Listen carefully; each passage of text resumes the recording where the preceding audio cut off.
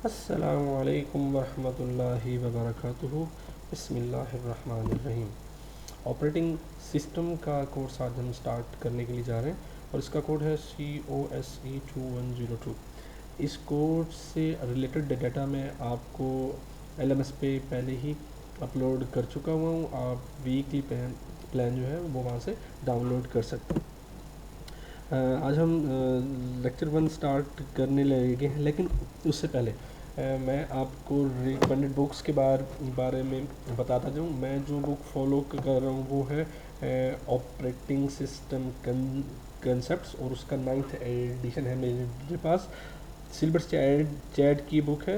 ये इसका ISBN number mention है। आप इसे के वेब से इजीली डाउनलोड कर सकते हैं। एज अ रेफरेंस बुक आपके पास है जी survey of OS by John and Charles. ये मैकग्रा हिल्स की है, 5th एडिशन है, और ये उसका ISBN नंबर है। अगर किसी स्टूडेंट को ये वाली बुक डाउनलोड करने में कोई इशू है तो वो मुझे इनबॉक्स कर सकता है मेरे ईमेल आईडी पे, जो आपको LMS पे मिल जाएगा। वो मुझे अगर रिक्वेस्ट करेंगे तो मैं उन्हें ईमेल कर दूंगा बुक। ठीक है जी। आज के हमारे ऑब्जेक्टिव्स क्या होंगे? हम आज डिस्क्राइब करेंगे basic organisation of computer systems. ठीक है। फिर हम बात करेंगे major component of operating system कि उसके कंपोनेंट्स कौन कौन से होते हैं, और कैसे कैसे करते हैं काम, वो इंशाल्लाह हम डिटेल में बाद में देखेंगे। फिर हम बात करेंगे ऑपरेटिंग सिस्टम के मुख्तलिफ इन्वायरमेंट्स के, वो किस किस किस्म के इन्वायरमेंट में उसकी कंप्यूटिंग होती है उसकी। फिर हम बात करेंगे कुछ ओपन सोर्स ओएस की और क्लोज सोर्स ओएस की। ओपन सोर्स का यानी कि कोड ही यानी कि आपको मिल जाता है, लाइक BSTs हैं हमारे, लिनक्स यूनिक्स वगैरह, और जो आपके क्लोज सोर्स हैं उसमें सिर्फ हमें बाइनरी फाइल मिलती है जो कि सिर्फ एग्जीक्यूटेबल के, लाइक हमारे पास विंडोज़ है। ठीक है जी। सबसे पहले हम डिफ़ाइन कर लेते हैं कि ऑपरेटिंग सिस्टम है क्या। अच्छा, अगर आप मुख्तलिफ बुक्स पढ़ते हैं और कुछ ब्लॉग्स पढ़ते हैं तो आपको ऑपरेटिंग सिस्टम की मुख्तलिफ आपको डेफिनेशंस मिलती हैं। मैंने यहाँ पे कुछ मेंशन की हैं। आपने कंफ्यूज नहीं होना। आप ने बस सिर्फ आइडिया ले लेना है कि OS है क्या। ठीक है। A program that act as an intermediary between a user of a computer and computer hardware। एक ऐसा सॉफ्टवेयर या ऐसा प्रोग्राम जो कि यूज़र और कंप्यूटर हार्डवेयर के दरमियान फैसिलिटेटर का काम करता है, उसे ऑपरेटिंग सिस्टम या OS बोलते हैं। एक और डेफिनेशन जो काफ़ी प्रिसाइज है और काफ़ी मीनिंगफुल है, वो क्या कहती है? An operating system OS is a system software that manage computer hardware, software resources and provide common services for computer programs। Same बात है, लेकिन ये ज़रा बहुत मीनिंगफुल है कि OS का एक ऐसा सिस्टम सॉफ्टवेयर है जो कि आपका कंप्यूटर हार्डवेयर जो उस कंप्यूटर के साथ अटैच है उसे मैनेज करता है, और सॉफ्टवेयर रिसोर्सेज जो उस सिस्टम में हैं उन्हें मैनेज करता है, और फिर सर्विसेज प्रोवाइड करता है, हार्डवेयर को यूटिलाइज करवाता है कंप्यूटर के यूज़र्स के लिए और कंप्यूटर प्रोग्राम्स के लिए। ठीक है। अच्छा, अब ऑपरेटिंग सिस्टम के गोल्स को हम ज़रा डिफाइन कर देते हैं कि उसके गोल क्या होता है। मेन गोल तो यही है कि वो एग्जीक्यूट करेगा यूज़र प्रोग्राम्स को and make easier to solve user program. ठीक है जी। अपने एक ऐसा OS ऐसा होना चाहिए कि वो यूज़र के लिए बहुत ज़्यादा यूज़र फ्रेंडली होना चाहिए। Make computer system convenient to use, easy to use होना चाहिए, और use computer hardware in an efficient manner, यानी कि कोई हर रिक्वायर्ड प्लेस पे आपको रिक्वायर्ड कंसर्न ऑप्शंस मिलने चाहिए। ठीक है। एफिशिएंटली उसे मैनेज किया हुआ हो। ठीक है जी। अब हम बात कर लेते हैं कंप्यूटर सिस्टम के स्ट्रक्चर की। कंप्यूटर सिस्टम स्ट्रक्चर आपने आईसीडी में और जिन लोगों ने इंट्रो टू कंप्यूटिंग पढ़ी है उन्हें आइडिया होगा। वो 4 कंपोनेंट में बेस करता है। पहला हार्डवेयर है जी, दूसरा ओएस है खुद जो हमारा कंसर्न है, ये कोर्स पर पढ़ने के लिए जा रहे हैं, ठीक है। थर्ड है जी एप्लीकेशन प्रोग्राम्स, ठीक है, वो प्रोग्राम्स जिन्हें एग्जीक्यूट करता है ओएस, मैनेज करता है ओएस, और वही आपको सर्विसेज यानी कि वही है जो आपकी यूज़र की प्रॉब्लम्स को सॉल्व करते हैं। और नेक्स्ट आपके यूज़र हैं जो आपके ऑपरेटिंग सिस्टम को कमांड देते हैं। ये आपके ह्यूमंस भी हो सकते हैं, मशीन्स भी हो सकती हैं, कोई और सॉफ्टवेयर भी हो सकता है, या कोई और कंप्यूटर भी हो सकता है, ठीक है जी। अच्छा, हम इसे डायग्रामेटिकली अगर हम देखें तो ये हमारे पास सारे यूज़र्स हैं। एक या एक से ज़्यादा हमारे पास यूज़र्स हो सकते हैं। इस डायग्राम में आपको मल्टीपल यूज़र्स दिखाए गए हैं, लेकिन एक कॉमन अगर हम देखें जो हमारा पर्सनल कंप्यूटर होता है तो उसे एक ही बंदा ऑपरेट कर रहा होता है। इस सिंगल यूज़र है, इसमें हम हमारे पास मल्टीपल यूज़र्स हैं, ठीक है। तो डायग्राम एक जनरल बनाई गई है, तो आपने इससे कंफ्यूज नहीं होना। तो हमारे यूज़र जो हैं वो हमारे मुख्तलिफ एप्लीकेशन या सिस्टम एप्लीकेशंस को यूज़ करते हैं, like compiler, assembler, text editor, databases, games, etc. इन सब को एग्जीक्यूट करना, मैनेज करना और इन्हें सक्सेसफुली टास्क को कंप्लीट करना, मेमोरी मैनेजमेंट करना, सारा कुछ ये हमारा ओएस के जिम्मे होता है। और ओएस ही हमारे हार्डवेयर को इस काबिल बनाता है ताकि ये जो एप्लीकेशंस यहाँ पे हमारे पास मौजूद हैं इन्हें ईजीली सक्सेसफुली कंप्लीट किया जा सके, ठीक है। और ये यूज़र हमारा हमेशा, ठीक है जी।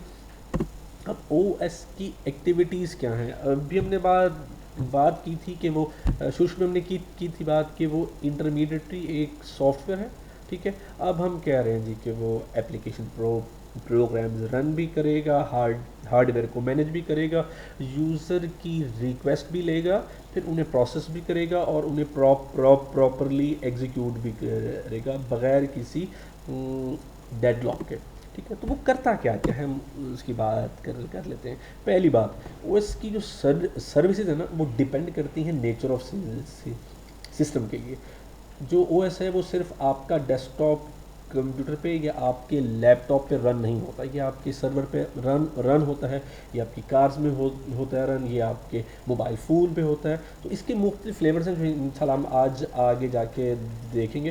तो ओएस की जो सर्विसें हैं वो आपके सिस्टम की नेचर पे डिपेंड करती हैं जी, ठीक है। हर user, every user wants convenience. हर यूज़र ओएस से चाहता है कि वो कन्वीनियंट हो, इजी टू यूज़ हो और उसकी परफॉर्मेंस अच्छी हो। अगर आप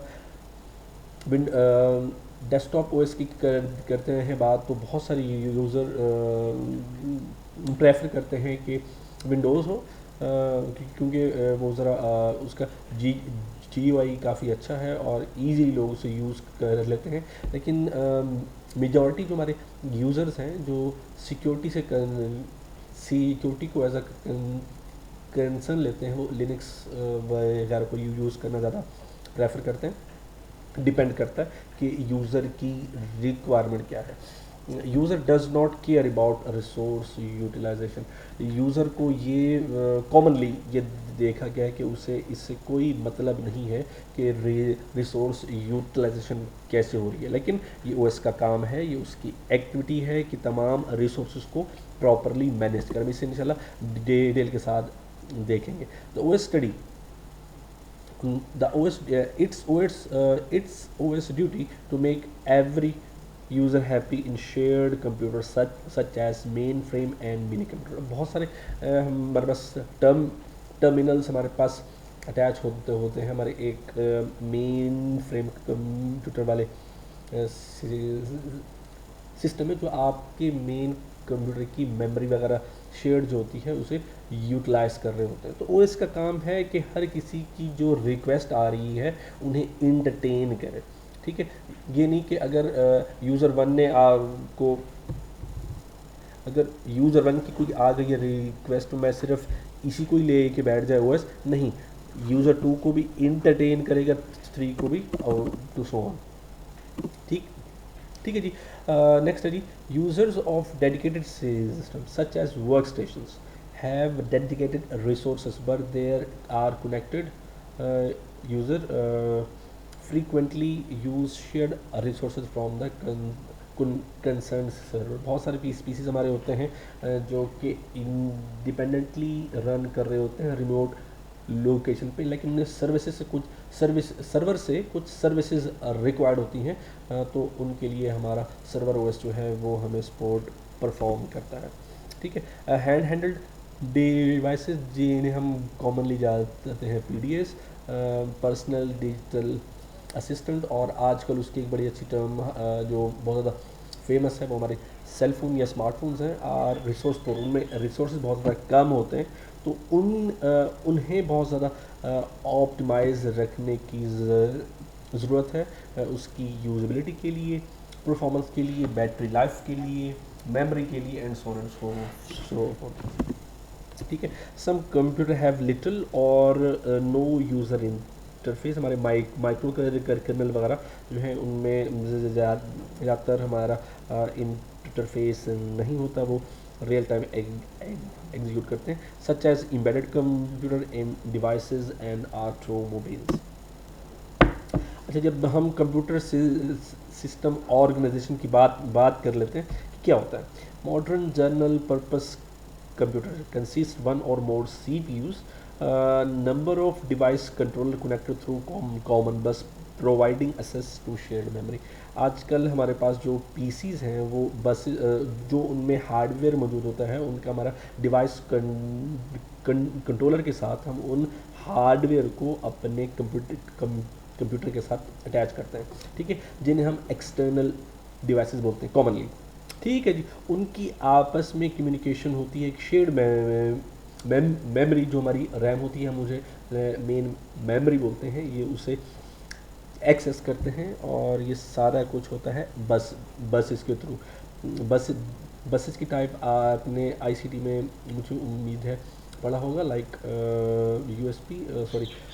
यूनिवर्सल सीरियल बस, डाटा बस, and so on so fourth. Next है जी, कंकरेंट एग्जीक्यूशन ऑफ CPUs। अगर आपके पास एक साथ CPUs हैं तो सारे काम कर रहे होंगे, और devices are continuously running to get access of share memory cycle. अगर मेमोरी में कोई चीज़ मौजूद है तो मल्टीपल प्रोसेसेस उन्हें कैसे कंकरेंटली एक ही मेमोरी पॉइंट को एक्सेस कर सकती हैं, ये सारा कुछ वैसे करते हैं, और इनके लिए हमें डिवाइस कंट्रोलर जो हैं वो बहुत ज़्यादा की रोल प्ले करते हैं ताकि सिंक्रोनाइजेशन रहे। To ensure systematic sequential access of shared memory, a memory controller synchronize access to the memory। हमें OS मेमोरी कंट्रोलर का एक सिंक्रोनाइजेशन का मैकेनिज्म डिफाइन करता है ताकि हमारे पास क्लूजन ना आए, ठीक है, हमारा डाटा लॉस ना हो।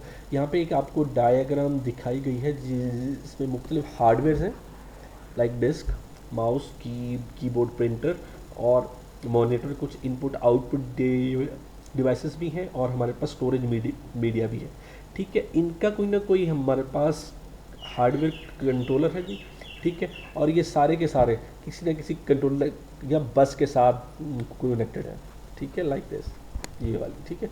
डिस्क के लिए हमारे पास डिस्क कंट्रोलर है, ये USBs हैं, ये हमारे ग्राफिकल अडाप्टर, और कुछ लोग इसे VGAs के नाम से, GPU के नाम से, और गेमिंग कार्ड के नाम से भी इसे जानते होंगे, ठीक है। और CPU जो आपका की फीचर है जिसने सारे काम करने हैं, ठीक है, और ये सारे के सारे आपस में इंटरकनेक्टेड होते हैं, ठीक है, और ये सब के सब मेन मेमोरी से डाटा ले रहे होते हैं।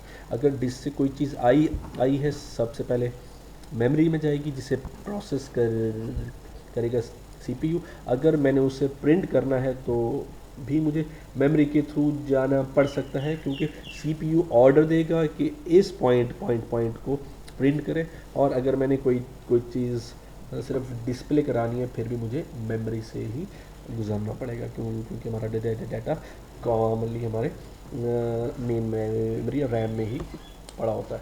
Second, computer startup. एक बूटस्ट्रैप होता है जी जो आपके प्रोग्राम को स्टार्टअप करता है। Is bootstrap program is loaded as at power up और रीबूट। जब आप कंप्यूटर को स्टार्ट करते हैं या रीबूट करते हैं, सबसे पहले आपका बूटस्ट्रैप प्रोग्राम रन होता है।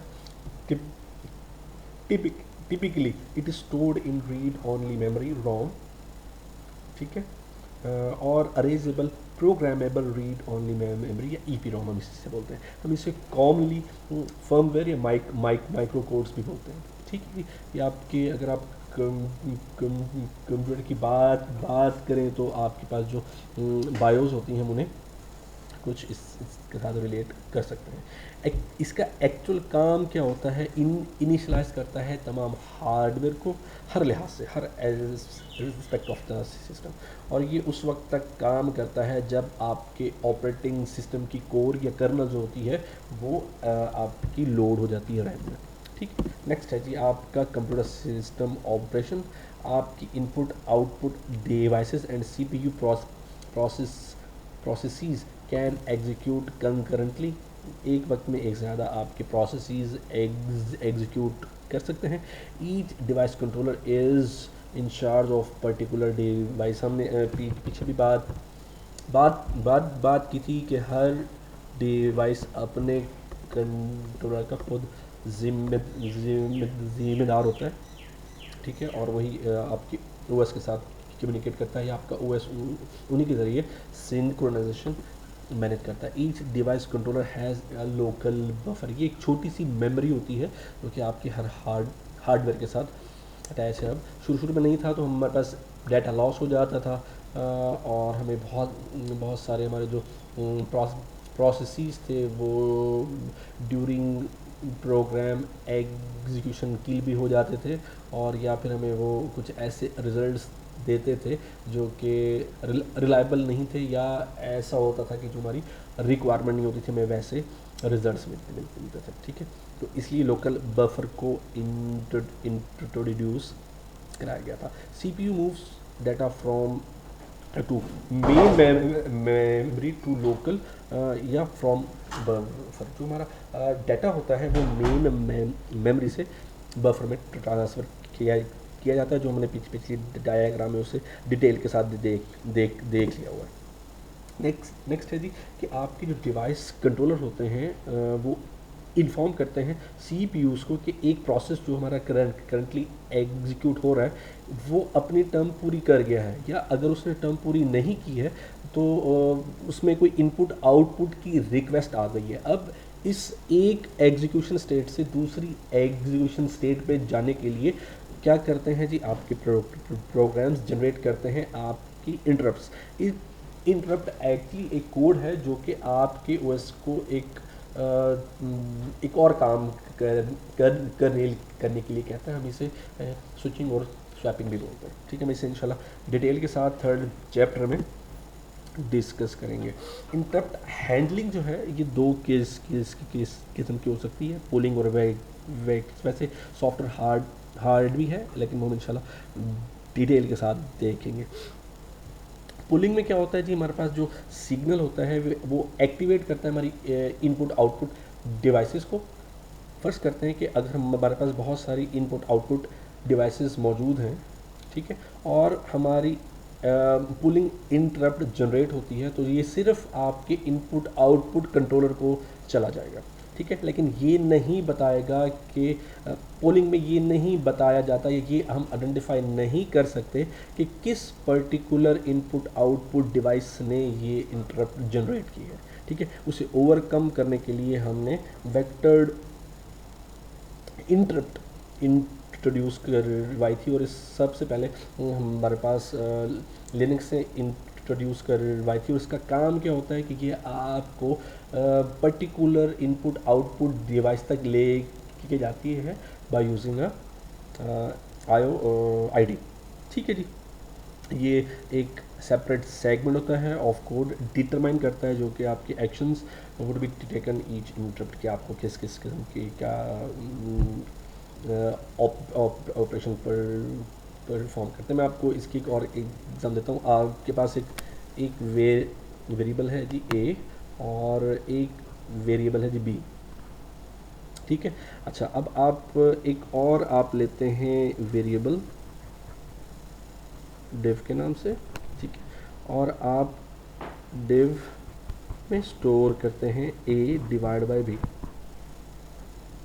ठीक है, अच्छा A में आपने स्टोर करवा दिया 10 और B में स्टोर करवाया 0।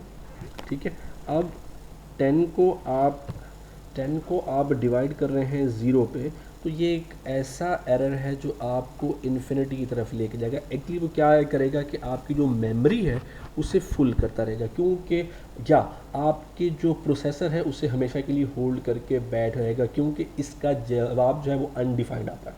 ठीक है, ऐसे मौके पे हमें एक इंटरप्ट जनरेट करनी पड़ती है। ठीक है, और हमें एग्जैक्ट पॉइंट पे जाके उसे रोकना पड़ता है। ठीक है, आपकी इंटरप्ट आपका CPU भी कर सकता है और आपके इनपुट आउटपुट डिवाइसेस भी कर सकते हैं। मैं इसी तरह रेस कर देता हूँ। ठीक है, अच्छा यहाँ पे आपको एक डायग्राम बताई गई है कि आपके पास एक इनपुट आउटपुट डिवाइस है। ठीक है, जो अभी अभी आइडल है। ठीक है, अभी यानी कोई भी उसे टास्क असाइन नहीं किया गया। ठीक है, जैसे ही एक इंटरप्ट कॉल आती है, कोई रिक्वेस्ट आती है इनपुट आउटपुट के लिए, कोई प्रोग्राम आपको कहने के उस पॉइंट पे पहुंचता है कि अब उसे इनपुट आउटपुट या उसे इनपुट चाहिए यूज़र से, या उसने आउटपुट करनी है कोई डाटा, कोई मैसेज स्क्रीन पे, तो उसे इनपुट आउटपुट डिवाइस चाहिए, तो वो OS को रिक्वेस्ट करता है। इंटरप्ट जनरेट हुई जी यहाँ से लेकर यहाँ तक, ये उसका टाइमलाइन है। ठीक है, उस वक्त हमारा जो प्रोसेसर है वो आइडल हो जाएगा। ठीक है जी, वो कोई काम नहीं कर रहा होगा उस प्रोसेस से रिलेटेड। ठीक है, फिर जैसे ही आपका OS आपका CPU एक इंटरप्ट जनरेट करेगा, वो उस वक्त के जब आपकी इनपुट आउटपुट कंप्लीट हो जाएगी। ठीक है, उसके बाद हम आपका जो इनपुट आउटपुट डिवाइस है वो फिर से आइडल हो जाएगी और आपके प्रोग्राम की एग्जीक्यूशन फिर से स्टार्ट हो जाएगी। ठीक है, और जब आपका प्रोग्राम कंप्लीट होगा, फिर से एक इंटरप्ट जनरेट होगी और आपके प्रोग्राम की एग्जीक्यूशन ख़त्म हो जाएगी। ठीक है, और उसके साथ साथ ये होगा जो उसने मेमोरी होल्ड की हुई होगी और जितने भी उसे रिसोर्सेज एलोकेट किए गए होंगे वो सारे के सारे रिलीज हो जाएंगे। ठीक है, अब हम इसका स्टोरेज स्ट्रक्चर समझ लेते हैं कि स्टोरेज स्ट्रक्चर क्या होता है। ठीक है, और OS उसे कैसे करता है मैनेज। एक्चुअली जो आपकी मेमोरी है ना, उसे दो हिस्सों में डिवाइड कर सकते हैं, परमानेंट और नॉन परमानेंट। जो हमारी मेन मेमोरी है रैम, हम उससे नॉन परमानेंट बोलते हैं। ठीक है, आप पूरी बुक में आपको इसके लिए वर्ड मिलेगा मेन मेमोरी। ठीक है, तो मैं भी मेन मेमोरी का वर्ड ही यूज़ करूँगा। तो मेन मेमोरी आपकी रैम जो है, इसमें डाटा आप स्टोर करते हैं टेम्परेरी तौर पे। आपकी हार्ड डिस्क से डाटा स्टोर होगा सारा का सारा मेन मेमोरी में, और आपका प्रोसेसर, ये मैं आपको बेसिक आइडिया बता रहा हूँ, आपके प्रोसेसर को जो भी डाटा रिक्वायर्ड हुआ करेगा किसी भी प्रोसेस के अगेंस्ट, वो कहाँ जाएगा, आपकी मेन मेमोरी में, और वहाँ से उसे उठाएगा। अब ये OS का काम है कि किस प्रोसेस के लिए कितना डाटा वो रैम में लोड करता है, और ये सारा कुछ डिपेंड कर रहा होता है आपकी रैम की कैपेसिटी के ऊपर या आपकी मेन मेमोरी की कैपेसिटी के ऊपर। ठीक है, और अगर आपके पास मल्टीपल प्रोसेसेस हैं, मल्टीपल प्रोसेसर्स हैं जो कि आपकी एक ही मेमोरी को एक्सेस कर रहे हैं, तो इसे भी मैनेज करना हमारे OS का काम है। ठीक है जी, हम इसे इंशाल्लाह डिटेल के साथ देखेंगे। अब इसके कुछ टाइप्स हैं, वो देख लेते हैं। हमारे पास जो हम इसे स्टोरेज हायरार्की भी बोलते हैं, ठीक है। वो आपकी मैग्नेटिक टेप्स हैं जी। इस, इसका साइज़ बड़ा होता है, लेकिन इसकी प्रोसेसिंग थोड़ी स्लो होती है और इसकी रिलायबिलिटी भी नहीं है, ठीक है। नेक्स्ट है जी आपकी ऑप्टिकल ड्राइव, ठीक है। ये बहुत पहले यूज़ हुआ कर करती थी, लेकिन आजकल इनका यूजेस बहुत बहुत बहुत ज़्यादा कम है, ठीक है। तो शुरू में हम क्या करते थे कि डाटा मैग्नेटिक टेप से ऑप्टिकल ड्राइव पे सेव किया किया करते थे, फिर हम हार्ड डिस्क पे आते थे, फिर हम उससे मेन मेमोरी और फिर आपके प्रोसेसर के पास आ जाता है डाटा, ठीक है। लेकिन ये जो हमारा हायरार्किकल स्टोरेज स्ट्रक्चर था वो इतना रिलायबल नहीं था, ठीक है। अच्छा, फिर हमने किया क्या है जी, अब हम क्या क्या करते हैं, हम अपना सारा डाटा करते हैं स्टोर हार्ड डिस्क में। हार्ड डिस्क से डाटा जाता है हमारी मेन मेमोरी में। अच्छा, मेमोरी से हम डाटा अपने रजिस्टर में, जो हमारा सीपीयू या कोई भी हार्डवेयर है उसके साथ हमने कहा था लोकल बफर या रजिस्टर्स होते हैं, वो डाटा उस रजिस्टर में स्टोर होता है, ठीक है। और फिर वो मेमोरी, हार्ड डिस्क और इसे सीपीयू जो होता है उसे यूज़ करता रहता है मेन मेमोरी से। ये ऐसी हो गई डायग्राम, थोड़ी सी मैंने चेंज कर दी। अच्छा, ये हो गया कंसेप्ट। अब इसमें इशू ये आता था कि हार्ड डिस्क की कैपेसिटी ज़्यादा है, स्पीड स्लो है। अच्छा, जो हमारी रैम है उसकी कैपेसिटी कम है, लेकिन as compare to hard disk उसकी स्पीड वेरी करती है, ठीक है। और रजिस्टर की जो मेमोरी है वो बहुत ही कम है, लेकिन उसकी स्पीड बहुत ज़्यादा है, ठीक है। अब हमारे पास अक्सर और अगर हम ऐसे इन्वायरमेंट में काम कर रहे हैं जहाँ पे मल्टीपल प्रोग्रामिंग और मल्टीपल प्रोसेसिंग हो रही है, तो हमारा डाटा लॉस होने का चांस था। ये सेम वही का वही इशू आ गया कि हमने रिक्वायरमेंट कुछ दी थी, सॉरी इनपुट कुछ दी थी और हमारी आउटपुट कुछ और आ रही है, हमारा डाटा लॉस हो रहा है या हमारे कुछ प्रोग्राम जो हैं वो किल हो रहे हैं या कुछ स्टक हो रहे हैं, ठीक है। उसके लिए इंट्रोड्यूस करवाई गई थी कैशेस। कैशे मेमोरी रजिस्टर्स और मेन मेमोरी के दरमियान काम करती थी ओरिजिनली। आजकल आपके हर हार्डवेयर के साथ, तकरीबन हर हार्डवेयर के साथ आपके पास कैशेस, और बल्कि कैशेस के मुख्तलिफ लेवल्स L1 L2 L3 तक हमारे पास आ चुके हुए हैं, जो कि आपके इस डाटा लॉस को रोकते हैं। लेकिन आजकल हम मल्टीपल यूज़र्स में इससे भी आगे बढ़ के हमें वर्चुअल मेमोरी की ज़रूरत पड़ती है, जो हम इंशाल्लाह आगे जाके देखते हैं। अच्छा, अब इस पॉइंट पे हमारा स्ट्रक्चर क्या होगा। मेन मेमोरी से जाएंगे हम, सॉरी हमारी हार्ड डिस्क से जाएंगे हम मेन मेमोरी में, फिर हम कैशेस में और फिर रजिस्टर में, और इन सब को यूटिलाइज सीपीयू ही कर रहा होगा, ठीक है। और ये आपका रिवर्स ऑर्डर भी होगा, ठीक है। आजकल हम क्या कर रहे हैं, हमने एक और सेकेंडरी स्टोरेज इंट्रोड्यूस करवा ली है, सॉलिड स्टेट डिस्क, या हम इसे एसएसडी बोलते हैं, ठीक है। आजकल जो कॉमन प्रैक्टिस है, लोग अपना ओएस जो है, ठीक है, वो एसएसडी में करते हैं स्टोर, क्योंकि एसएसडी में आपके पास कोई मैग्नेटिक डिस्क नहीं होती है, सर्किट बेस आपकी मेमोरी है, रिलायबल है, और ये फास्ट होती है as compare to hard disk, ठीक है। तो आपका data hard disk to SSD, फिर main memory, caches and so on so forth. Computer system का आर्किटेक्चर, हम बात कर लेते हैं कंप्यूटर सिस्टम का आर्किटेक्चर आजकल कैसा दिखता है। आपके पास एक से ज़्यादा, सॉरी हम बैक आ जाते हैं, एक सेकेंड, ये मेरा प्रोग्राम काम करना छोड़ गया।